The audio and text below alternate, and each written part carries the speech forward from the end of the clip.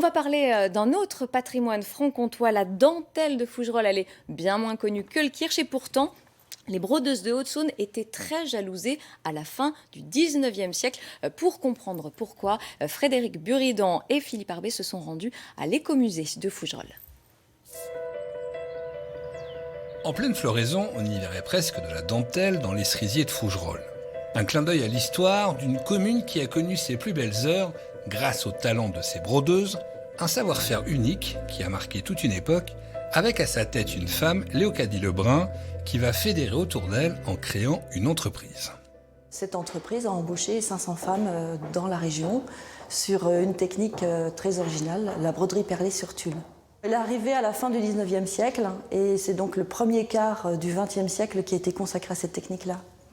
C'était pour la haute couture, donc des productions qui partaient à Paris, la capitale de la mode, mais également à l'étranger, à New York, dans les colonies. Les autres départements qui vivaient de la dentelle jalousaient les brodeuses haut-saônoises pour la simple et bonne raison qu'elles maîtrisaient plusieurs techniques. Elles étaient ainsi autonomes dans leur réalisation.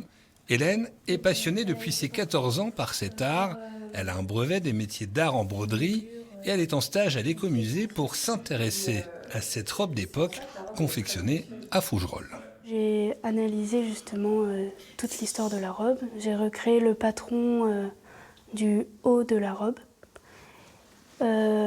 J'ai regardé par rapport au fil qui était utilisé, au point qui était utilisé, pour essayer de comprendre comment est-ce qu'elle a été montée et les retouches qui ont été effectuées.